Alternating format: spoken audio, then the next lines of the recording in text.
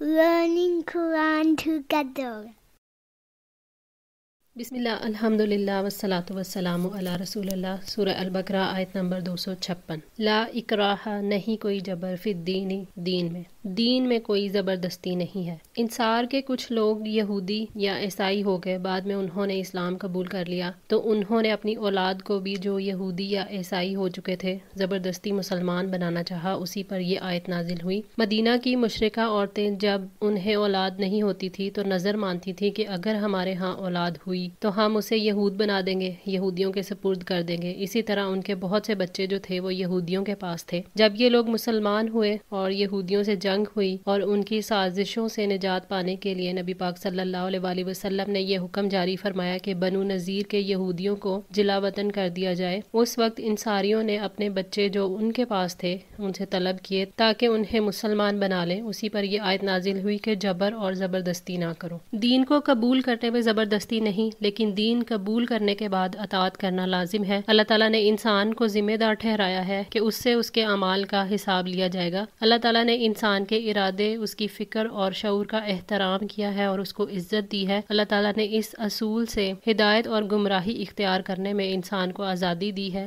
حضرت عمر رضی اللہ تعالیٰ عنہ کا غلام اسبق نصرانی تھا، آپ اس پر اسلام پیش کرتے، وہ انکار کرتا، آپ کہتے تھے کہ خیر یہ تیری اپنی مرضی ہے، اسلام جبر سے روکتا ہے۔ ابن کثیر۔ قد تبینہ، یقیناً واضح ہو گئی ہے، الرشد، ہدایت، من الغی، گمراہی سے، یعنی ایمان کا راستہ ہدایت کا راستہ ہے، لہٰذا انسان کو چاہیے کہ وہ اسے اختیار کرے اور اس پر چلے۔ کفر جو ہے وہ گمراہی ہے، اس لیے چاہیے کہ اس سے نفرت کرے اور اس کی طرف نہ جائے۔ ہدایت کا راستہ واضح ہے، کوئی بھی سمجھدار آدمی معمولی سا بھی غور و فکر کرے تو اسے قبول کرنے پر تیار ہو جائے گا، لیکن جس کی نیت ہی درست نہ ہو، غلط ارادے رکھتا ہو، ایسا آدمی حق کو دیکھ کر بھی گمراہی اختیار کر لیتا ہے۔ فمن، تو جو کوئی یکفر، کفر کرے گا، بالطاغوتی، طاغوت کا، ہر عقیدہ جس کا تعلق اللہ تعالیٰ سے نہ ہو طاغوت ہے، ہر وہ قوت جو اللہ تعالیٰ کے احکامات پر عمل کرنے سے روکے وہ طاغوت ہے۔ عمر بن خطاب رضی اللہ تعالیٰ عنہ نے کہا طاغوت شیطان ہے۔ جو شخص بھی غیر اللہ کی عبادت کو چھوڑ کر شیطان کی فرما برداری کو ترک کرے وہ اللہ تعالیٰ پر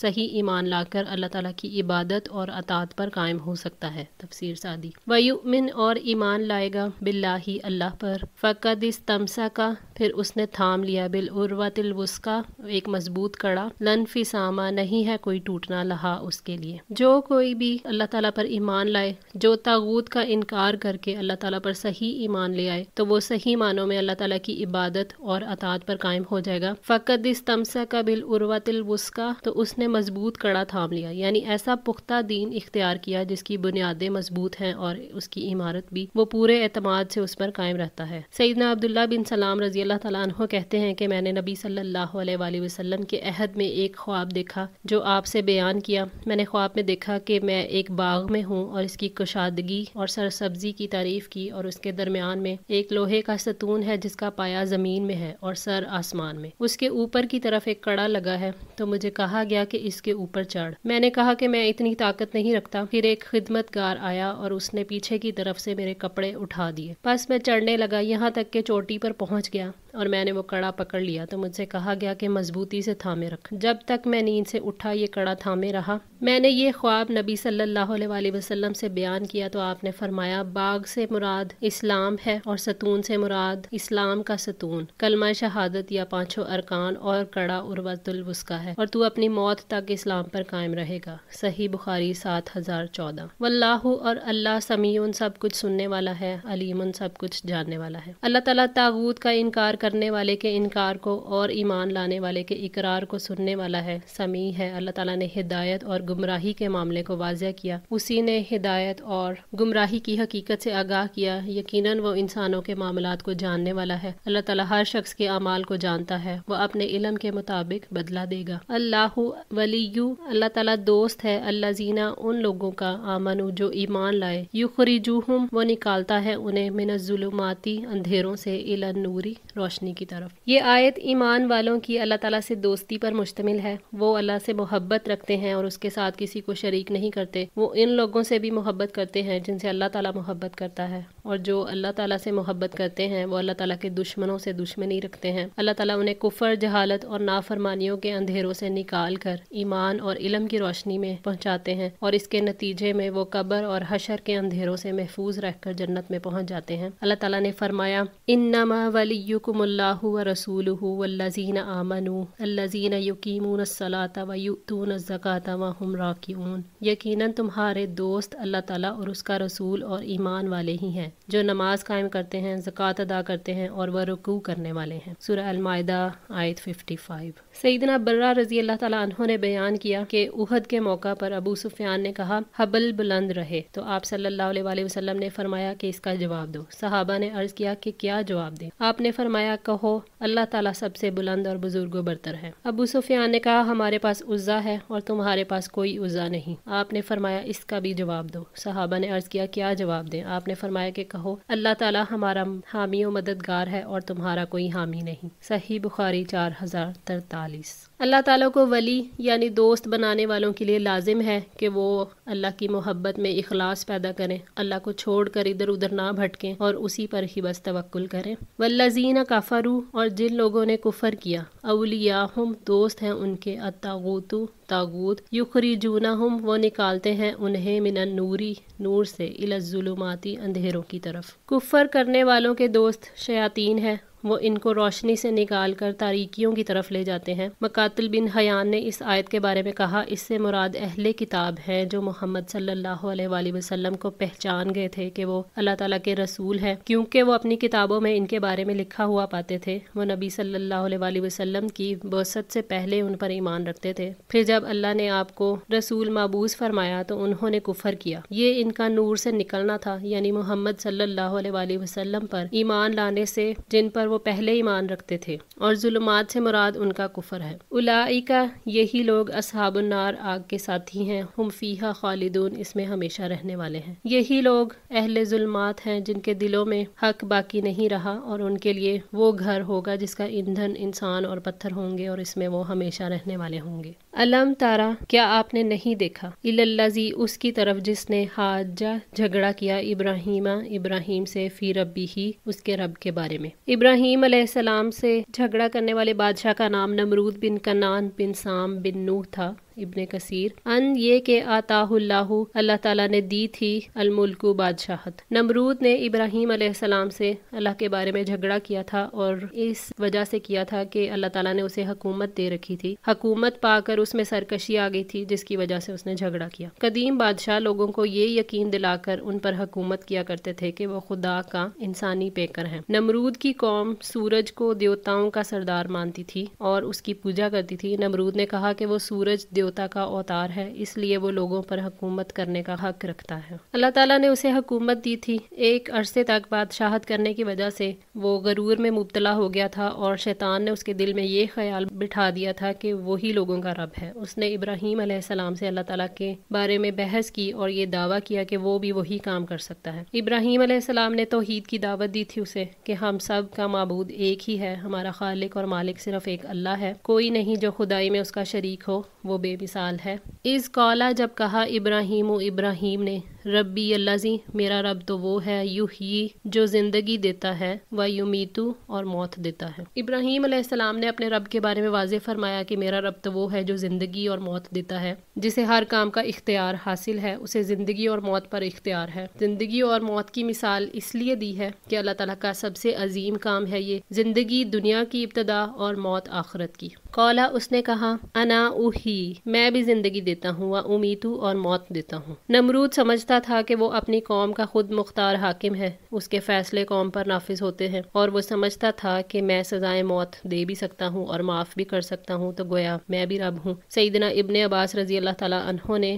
روایت کی ہے کہ اس نے اسی مجلس میں 2 قیدی منگوائے، ایک کو قتل کر دیا اور دوسرے کو چھوڑ دیا۔ قال ابراہیم، ابراہیم نے کہا ان اللہ، بے شک اللہ، یاتی لاتا ہے، بالشمسی سورج کو، من المشرقی مشرق سے، فاتی پس تم لے آؤ، بہا اسے، من المغربی مغرب سے۔ ابراہیم علیہ السلام نے دلیل دی کہ اگر تم سورج کی حرکت کو کنٹرول کر لو تو واقعی تم خدا ہو، ورنہ جھوٹے ہو۔ اس پر نمرود حیران رہ گیا، اس کے پاس اس بات کا کوئی جواب نہیں تھا۔ فبوہیتا، تو وہ حیران رہ گیا، الذی، وہ جس نے کفر، کفر کیا۔ ابراہیم علیہ السلام کا دیا ہوا چیلنج جب سامنے آیا تو حق واضح ہو گیا، اب انکار کی کوئی گنجائش نہیں تھی۔ چاہیے تو یہ تھا کہ وہ ایمان لے آتا، لیکن اس نے انکار کیا اور کافرانہ رویہ اختیار کیا۔ واللہ، اور اللہ، لا یہدی، نہیں ہدایت دیتا، القوم الظالمین، ظالم لوگوں کو۔ اللہ تعالیٰ ظالم لوگوں کو اس لیے ہدایت نہیں دیتا کہ انہیں اس راستے کی تلاش نہیں ہوتی، نہ اس پر چلنے کا کوئی شوق ہوتا ہے۔ اللہ تعالیٰ ظالموں کو کفر اور گمراہی میں مبتلا رہنے دیتے ہیں کیونکہ وہ خود اپنے لیے اسی کو پسند کرتے ہیں۔ اگر کسی کا مقصد ہدایت حاصل کرنا ہو تو اللہ تعالیٰ ہدایت دے دیتا ہے اور ہدایت تک پہنچنے کا راستہ بھی آسان کر دیتا ہے۔ او کلذی، یا مانند اس کے جو، مرہ، گزرا، علی قریۃ، ایک بستی کے اوپر، وہیا، اور وہ، خاویۃن، گری ہوئی تھی، علی عروشہا، اپنی چھتوں پر۔ مجاہد کا قول ہے کہ وہ بنی اسرائیل کا ایک شخص تھا جو اللہ تعالیٰ کی اس قدرت میں شک کرتا تھا کہ وہ دوبارہ مردوں کو زندہ کرے گا۔ اس کا گزر ایک بستی پر ہوا۔ وہ بستی بیت المقدس میں تھی جسے بخت نصر نے اجاڑا تھا، جو گر کر اپنی بنیادوں پر پڑی تھی اور ریزہ ریزہ ہو چکی تھی۔ قالا، اس نے کہا، انا یحیی، کس طرح زندہ کرے گا، ہذہ، اس کو، اللہ، اللہ، بعد موتہا، اس کی موت کے بعد۔ اس شخص نے بیت المقدس کو ویران دیکھ کر یہ سوچا کہ یہ شہر کیسے آباد ہوگا، نہ کوئی انسان ہے، نہ کوئی مکان ہے یہاں پہ۔ اسے یہ چیز ناممکن محسوس ہوئی، اس نے اللہ تعالیٰ کی قدرت کا صحیح اندازہ نہیں کیا۔ فاماتہ اللہ، تو موت دے دی اسے اللہ نے، میۃ عامٍ، 100 سال، ثم بعثہ،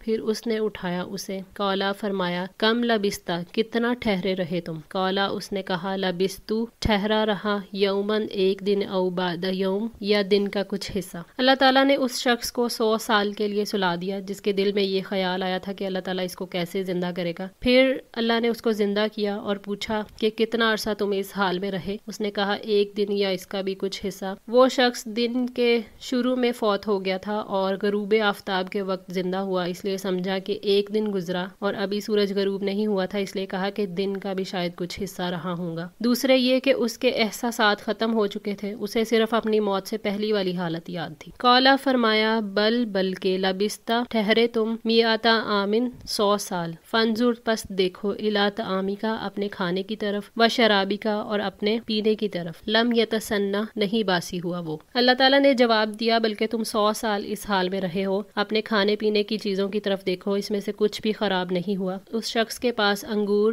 انجیر اور کچھ پھلوں کا رس تھا، ان میں سے کچھ بھی خراب نہیں ہوا۔ اس میں اللہ تعالیٰ کی قدرت کی بہت بڑی دلیل ہے کہ 100 سالوں کی مدت گزر جانے کے باوجود اس نے کھانے پینے کی چیزوں کو تبدیل یا خراب ہونے سے بچائے رکھا۔ وانظر، اور دیکھو، الی حمارک، اپنے گدھے کی طرف، ولنجعلک، اور تاکہ ہم بنا دیں تمہیں، آیاتن، ایک نشانی، للناسی، لوگوں کے لیے۔ اللہ تعالیٰ نے اس شخص کے گدھے کو زندگی کے بعد موت کی نشانی بنا دیا۔ اس کا گدھا مر چکا تھا، ہڈیاں بکھری ہوئی تھیں۔ اس کی طرف توجہ دلائی کہ اپنے گدھے کو دیکھو کیسے بوسیدہ ہو رہا ہے، جبکہ کھانے کی نسبت زندہ مخلوق دیر سے گلتی سڑتی ہے۔ منظور، اور دیکھو، الی العظام، ہڈیوں کی طرف، کیف ننشزھا، کس طرح ہم اٹھا کر جوڑتے ہیں، ثم، پھر، نکسوھا، ہم پہناتے ہیں انہیں، لحمن، گوشت۔ اللہ تعالیٰ نے اس شخص کی آنکھوں کے سامنے گدھے کو زندہ کیا، اس کی ہڈیاں اٹھا کر جوڑی، پھر ان کے سامنے اس کا ڈھانچہ تیار کیا اور ان کے اوپر گوشت اور رگیں اور پٹھے پیدا کر دیے۔ پھر فرشتہ بھیجا اور اس نے اس گدھے کے نتنوں میں سے روح پھونک دی اور اللہ تعالیٰ کے حکم سے وہ کھڑا ہو گیا۔ فلما، پھر جب، تبین لہ،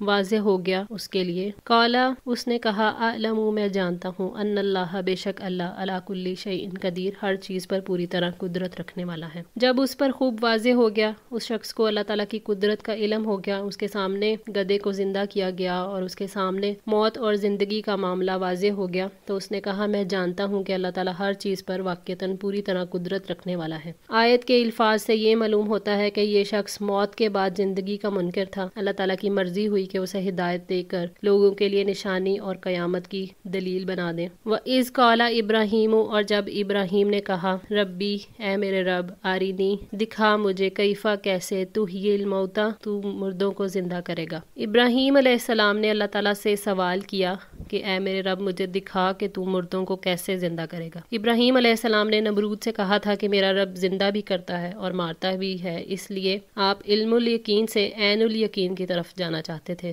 اور مشاہدہ کر کے ترقی کرنا چاہتے تھے کہ کہیں نمرود یہ نہ پوچھ لے کہ کبھی رب کو مارتا اور جلاتا ہوا بھی دیکھا ہے، اس لیے انہوں نے موت کے بعد کی زندگی کا مشاہدہ کرنے کے لیے دعا کی تھی۔ ابن کثیر۔ قالا فرمایا، اولم کیا نہیں بھلا، تؤمن تم ایمان رکھتے، قالا اس نے کہا، بلا کیوں نہیں۔ ابراہیم علیہ السلام نے جواب دیا تھا، یقین تو ہے مگر دل کا اطمینان چاہتا ہوں۔ نبی صلی اللہ علیہ وآلہ وسلم نے فرمایا، ابراہیم کی نسبت ہم اطمینان قلب کے زیادہ محتاج ہیں، صحیح بخاری۔ ولیکن اور لیکن، لیطمئن تاکہ مطمئن ہو جائے قلبی میرا دل۔ ابراہیم علیہ السلام کو یقین تو تھا لیکن حق الیقین کا مقام چاہتے تھے تاکہ ان کے ایمان میں اضافہ ہو۔ سیدنا ابو ہریرہ رضی اللہ تعالیٰ عنہ نے بیان کیا کہ رسول اللہ صلی اللہ علیہ وآلہ وسلم نے فرمایا، شک کرنے کا ہمیں ابراہیم رضی اللہ تعالیٰ عنہ سے زیادہ حق ہے۔ جب انہوں نے عرض کیا تھا کہ اے میرے رب مجھے دکھا کہ تو مردوں کو کس طرح زندہ کرے گا، اللہ تعالیٰ کی طرف سے ارشاد ہوا، کیا تجھ کو یقین نہیں ہے؟ عرض کی، یقین ضرور ہے لیکن میں نے یہ درخواست اس لیے کی تاکہ میرا دل کو اور اطمینان حاصل ہو جائے، صحیح بخاری 4537۔ مطلب یہ کہ اگر ابراہیم علیہ السلام شک میں مبتلا ہوتے تو ہم لوگ اس کے زیادہ قریب تھے، اور جب ہم شبہ نہیں کرتے تو ابراہیم علیہ السلام کیسے شک کر سکتے تھے۔ قالا فرمایا، فخذ پس لے لو، اربعۃ چار، من الطیر پرندوں میں سے، فسرہن پھر مائل کرو انہیں، الیکا اپنی طرف، ثم اجعل پھر رکھ دو، علی کل جبل ہر پہاڑ کے اوپر، منہن ان میں سے، جزءا ایک حصہ، ثم ادعوہن پھر بلاؤ انہیں، یأتینک وہ آ جائیں گے تیرے پاس، سعیاً دوڑتے ہوئے۔ اللہ تعالیٰ نے حکم دیا کہ چار پرندے لیں، انہیں اپنے ساتھ مانوس کر لیں، ان کی خصوصیات اور نشانیاں بھی اچھی طرح جان لیں، پھر ذبح کر کے ان کے ٹکڑے ٹکڑے کریں اور ان کو پہاڑوں کے اوپر بکھیر دیں، پھر ان کو پکاریں تو ان کے اندر زندگی لوٹ آئے گی اور وہ دوڑ کر پوری قوت سے تمہاری طرف آئیں گے۔ ابراہیم علیہ السلام نے ایسے ہی کیا، اس طرح انہوں نے تخلیق کے راز کو پا لیا، انہیں مردہ کو زندہ ہونے کا مشاہدہ حاصل ہو گیا۔ اللہ تعالیٰ نے فرمایا، کذالک نری ابراہیم ملکوت السماوات والارض ولیکون من الموقنین، اور ابراہیم کو اسی طرح ہم آسمانوں اور زمین کی عظیم سلطنت دکھاتے تھے تاکہ وہ کامل یقین کرنے والوں میں سے ہو جائے۔ سورہ الانعام آیت 85۔ انبیاء علیہ السلام کو غیب کا پردہ ہٹا کر اس لیے سب کچھ دکھایا جاتا ہے تاکہ وہ لوگوں کو ان چھپی ہوئی حقیقتوں سے باخبر کر سکے اور ان کے بارے میں کہہ سکے کہ ہم دیکھی ہوئی چیز سے باخبر کر رہے ہیں، نہ کہ سنی ہوئی چیز سے۔ وَعْلَمْ اور جان لو، ان اللہ بے شک اللہ، عزیز سب پر غالب ہے، حکیم کمال حکمت والا ہے۔ اللہ تعالیٰ نے پرندوں کی زندگی پر غلبے سے اپنے عزیز ہونے کا شعور دیا ہے۔ یقیناً جو ٹکڑے ٹکڑے گوشت کو پورے وجود کی شکل میں زندگی دیتا ہے وہ ہر چیز پر غالب ہے، ہر چیز اس کی قدرت کے دائرے میں ہے، کوئی اس کا حکم نہیں ٹال سکتا، وہ جو چاہتا ہے بغیر کسی رکاوٹ کے ہو جاتا ہے۔ اللہ تعالیٰ اپنے قول، اپنے فعل، اپنی شریعت میں بڑی حکمت والا ہے۔ دعا ہے اللہ تعالیٰ ہم سب کی سیدھے راستے کی طرف رہنمائی فرمائے، ہماری غلطیوں کوتاہیوں کو معاف فرما کر ہماری اصلاح فرمائے۔ جزاکم اللہ خیر، والسلام علیکم ورحمۃ اللہ وبرکاتہ۔